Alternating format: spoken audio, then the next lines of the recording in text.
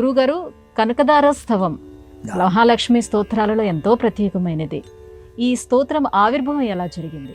కనకధారాస్తవం అనేది శంకర భగవత్పాదుల వారు చేసినటువంటి, జగద్గురువులైనటువంటి వారు చేసినటువంటి ప్రార్థన లక్ష్మీదేవిని గురించి. అది కూడా త్యాగపూర్వకమైనటువంటి ప్రార్థన. శంకర భగవత్పాదుల వారు యాచన కోసం వచ్చినప్పుడు అనేక గృహాలు సంచరిస్తూ ఉంటారు యాచకులు. అలా వచ్చినప్పుడు ఒక గృహానికి చేరితే ఆ గృహస్థు కూడా యాచన కోసం వెళ్ళిన వాడే.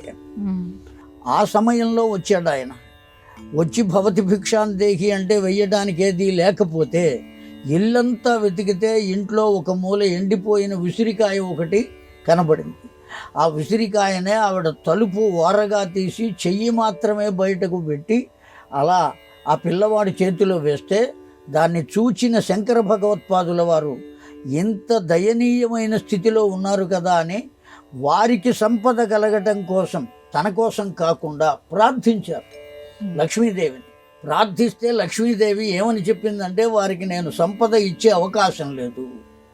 ఏ సంపద ఎవరికి ఏర్పడినా పూర్వజన్మ కృతం చేతనే ఏర్పడుతుంది, పూర్వజన్మ పుణ్యఫలం చేత ఏర్పడుతుంది. ఆ పూర్వజన్మ పుణ్యం ఏమీ లేదయ్యా, ఆమెకు ఏమీ ఇవ్వలేను నేను ఆ ఇంటి వారికి అంటే, అప్పుడు శంకర భగవత్పాదుల వారు ఏమన్నారంటే, అమ్మా వారికి ఆ విధమైన స్థితి ఉండవచ్చు, నాకేదైనా పూర్వజన్మ కర్మఫలం మంచిగా ఉంటే ఆ కర్మఫలాన్ని వారికి సమర్పించి వారికి సంపద ఇవ్వమని ప్రార్థించాడు లక్ష్మీదేవిని. అతడి యొక్క త్యాగ బుద్ధిని చూచి కరిగిపోయినటువంటి ఆ లక్ష్మీదేవి ఎంతగా, అప్పుడు వయస్సు ఎంత ఆయనది, 8 ఏళ్ల వయస్సు. ఆ వయస్సులో ఆ విధంగా ప్రార్థించినటువంటి ఆ ప్రార్థనకు కరిగిపోయిన లక్ష్మీదేవి అప్పుడు ఈ బంగారు ఉసిరికాయల వర్షాన్ని కురిపించింది.